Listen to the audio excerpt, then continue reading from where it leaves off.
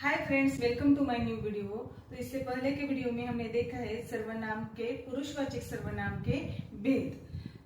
अब इस वीडियो में हम देखते हैं निश्चयवाचक सर्वनाम, अनिश्चयवाचक सर्वनाम, संबंधवाचक सर्वनाम, प्रश्नवाचक सर्वनाम और निजवाचक सर्वनाम के भेदों के बारे में। तो चलो देखते हैं।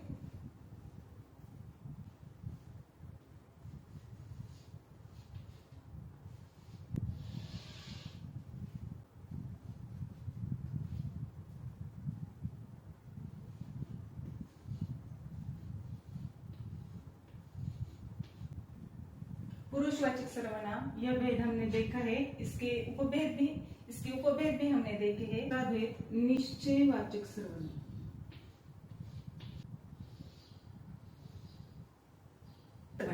तो निश्चयवाचक सर्वनाम किसे कहते हैं? तो जो सर्वनाम शब्द किसी निश्चित वस्तु, व्यक्ति, स्थान की ओर संकेत करते हैं उन्हें क्या कहते हैं? निश्चयवाचक सर्वनाम। जैसे कि अगर व्याख्या में इसे बंदिस्त करना हो तो हम कह सकते हैं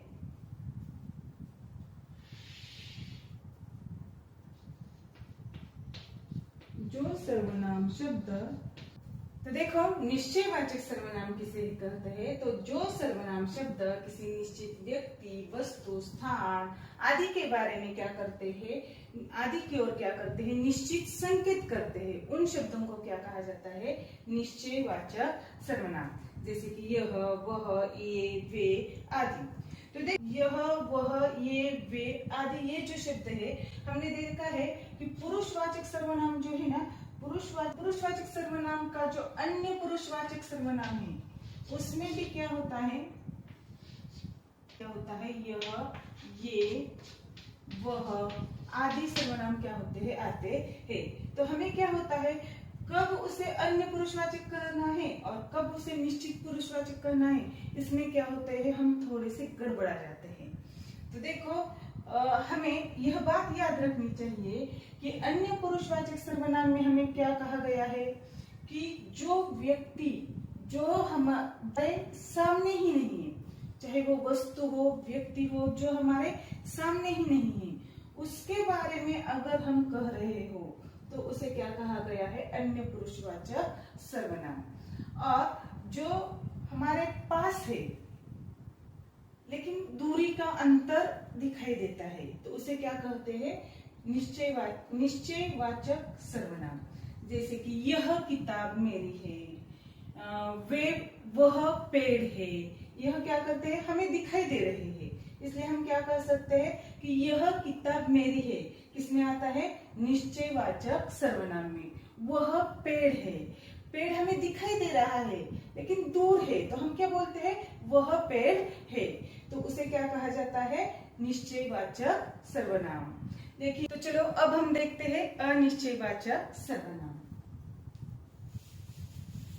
अब हम देखते हैं अनिश्चयवाचक सर्वनाम किसे कहते हैं।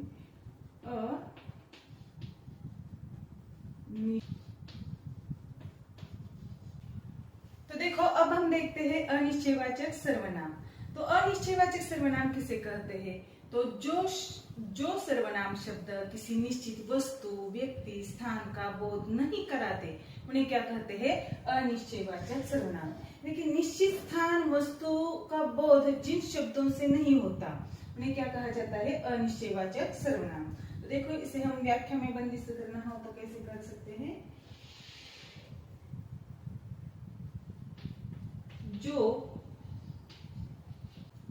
तो देखो, अनिश्चयवाचक सर्वनाम किसे कहते हैं? तो जो सर्वनाम शब्द किसी स्थान, वस्तु, व्यक्ति आदि का निश्चित बोध नहीं कराते उन्हें क्या कहते हैं?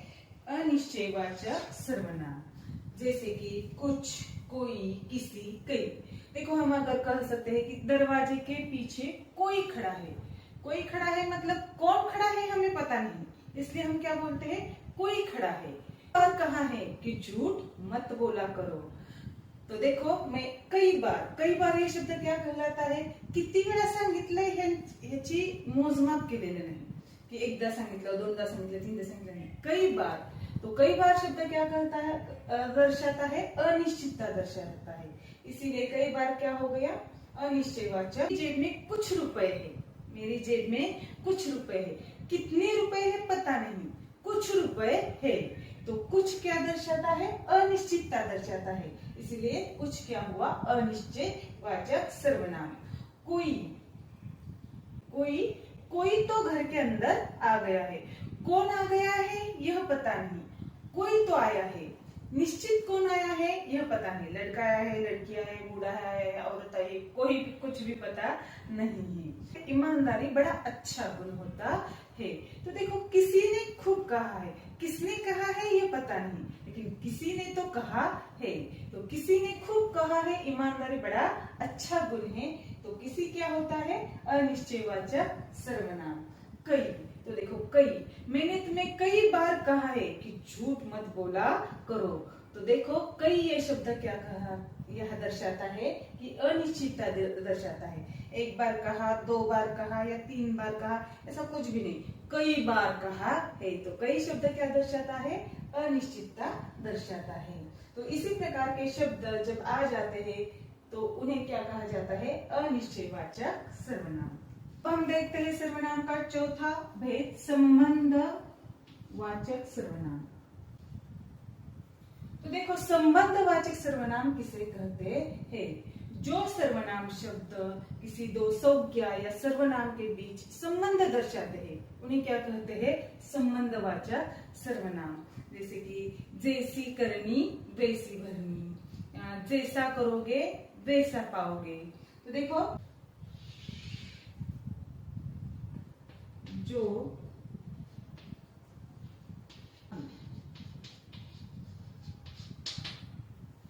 देखो, संबंधवाचक सर्वनाम किसे कहते हैं? जो सर्वनाम शब्द संज्ञा या सर्वनाम के बीच संबंध स्थापित करते हैं उन्हें क्या कहा जाता है? संबंधवाचक सर्वनाम। यानी कि संज्ञा या सर्वनाम के बीच जो शब्द संबंध दर्शाते हैं उन्हें क्या कहा जाता है? संबंधवाचक सर्वनाम। जैसे कि जो सो, जो करोगे सो पाओगे, जैसी करनी वैसी भरनी, जैसा करोगे वैसा भरोगे, जिसकी लाठी उसकी भैंस। इस प्रकार के जो शब्द होते हैं जो संज्ञा या सर्वनाम के बीच क्या करते हैं? संबंध दर्शाते हैं। क्या संबंध है यह दर्शाते हैं, उन्हें क्या कहा जाता है? संबंधवाचक सर्वनाम। तो चलो अब हम देखते हैं प्रश्नवाचक सर्वनाम।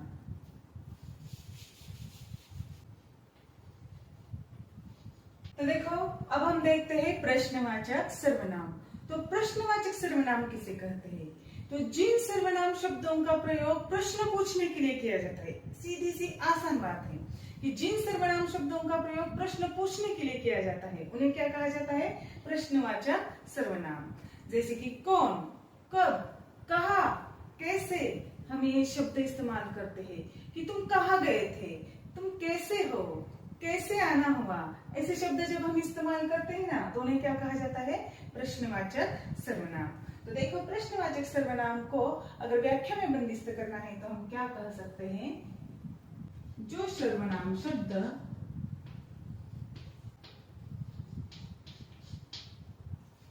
आगे,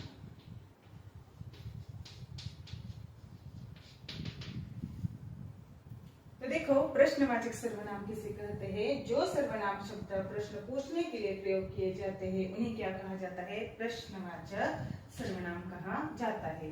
जैसे कि कौन, कब, कहा, कैसे, क्यों, इन शब्दों का प्रयोग हम क्या करते हैं? प्रश्न पूछने के लिए करते हैं। जैसे कि उदाहरण तौर पर हम वाक्य अगर लेंगे तो कौन, तुम कौन हो, तो कौन क्या हुआ?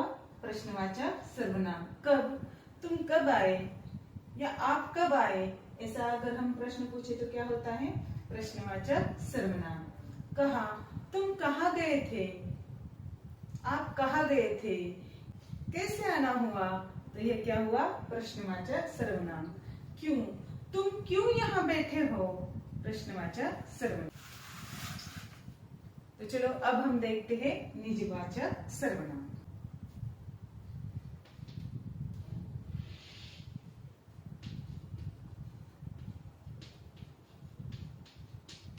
तो निजवाचक सर्वनाम किसे कहा जाता है? जिन सर्वनाम शब्दों के लिए कर्ता स्वयं के लिए इस्तेमाल करता है उन सर्वनाम शब्दों को क्या कहा जाता है? निजवाचक सर्वनाम।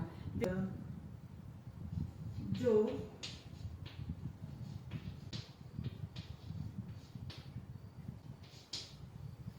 देखो निजवाचक सर्वनाम किसे कहते हैं? तो जो सर्वनाम शब्द वक्ता स्वयं के लिए प्रयोग करता है उसे हम क्या कहते हैं? निजवाचक सर्वनाम।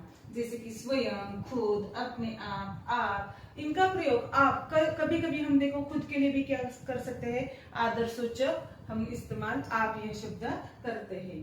तो देखो स्वयं, मैं स्वयं वहां गया था, हम बोलते हैं मैं स्वयं वहां गया था, तो स्वयं क्या हुआ? निजवाचक सर्वनाम।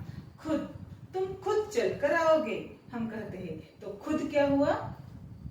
निजवाचक सर्वनाम। अपने आप, फूल अपने आप खिल उठा, तो क्या हुआ?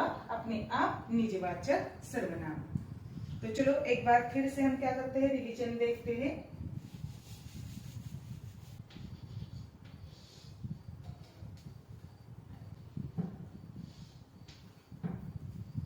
तो देखो सर्वनाम के हमें कौन कौन से भेद देखे हैं? पुरुषवाचक सर्वनाम, निश्चयवाचक सर्वनाम, अनिश्चयवाचक सर्वनाम, संबंधवाचक सर्वनाम, प्रश्नवाचक सर्वनाम और निजवाचक सर्वनाम। तो पुरुषवाचक सर्वनाम में हमने देखे हैं उत्तम पुरुषवाचक, मध्यम पुरुषवाचक और अन्य पुरुषवाचक सर्वनाम। तो जिन सर्वनाम को प्रयोग बोलने वाला, सुनने वाला और अन्य किसी के लिए किया जाता है उसे हम क्या कहते हैं? पुरुषवाचक सर्वनाम। निश्चयवाचक सर्वनाम, निश्चयवाचक सर्वनाम किसे कहते हैं? तो किसी निश्चित वस्तु, स्थान आदि का बोध जिन सर्वनाम शब्दों से होता है उसे हम क्या कहते हैं? निश्चयवाचक सर्वनाम। अनिश्चयवाचक सर्वनाम, अनिश्चयवाचक सर्वनाम किसे कहते हैं? हमने देखा कि जिन सर्वनाम शब्दों से यह बोध होता है कि अनिश्चित वस्तु कौन है, अनिश्चितता का बोध होता है, उसे हम क्या कहते हैं? अनिश्चयवाचक सर्वनाम। और संबंधवाचक सर्वनाम में हमने देखा है कि संबंधवाचक सर्वनाम किसे कहते हैं? तो जो सर्वनाम शब्द दो संज्ञा या सर्वनामों के बीच संबंध दर्शाते हैं उन्हें हम क्या कहते हैं? संबंधवाचक सर्वनाम कहते हैं। प्रश्नवाचक सर्वनाम, तो प्रश्नवाचक सर्वनाम किसे कहते हैं? हमने देखा कि जिन सर्वनाम शब्दों का प्रयोग प्रश्न पूछने के लिए किया जाता है उन्हें उन सर्वनाम शब्दों को क्या कहा जाता है? प्रश्नवाचक सर्वनाम। निजवाचक सर्वनाम, निजवाचक सर्वनाम में हमने देखा कि निजवाचक सर्वनाम किसे कहा जाता है? तो देखो जिन सर्वनाम शब्दों का प्रयोग वक्ता या कर्ता स्वयं के लिए करता है उसके लिए उसे हम क्या कहते हैं? निजवाचक सर्वनाम। देखो यह क्या होता है, कभी कभी बच्चे क्या गलती करते हैं? निज की जगह निजवाचक सर्वनाम लिखते हैं। क्या लिखते हैं? निजवाचक सर्वनाम। तो देखो नीच और निज में बड़ा अंतर होता है। नीच का अर्थ न को दूसरी मात्रा होता है हालांकि, लेकिन दोनों का उच्चार सेम ही होता है। तो नीच का अर्थ होता है हल्का, नीचे दर्जे का, हल्का सा अर्थ होता है। और निज का अर्थ क्या होता है? खुद, स्वयं, स्वयं के लिए निज का प्रयोग किया जाता है। तो देखो हम अब कुछ उदाहरण देखते हैं। उदाहरणों के अनुसार आप मुझे बताइए कि वह कौन से सर्वनाम में आता है।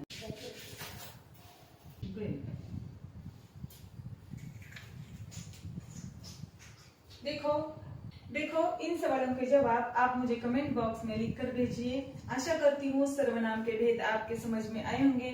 आपको मेरा वीडियो अच्छा लगा होगा। अगर वीडियो अच्छा लगा हो तो लाइक करना, चैनल को सब्सक्राइब करना। मिलते हैं अगले वीडियो में, तब तक के लिए वेट एंड वॉच।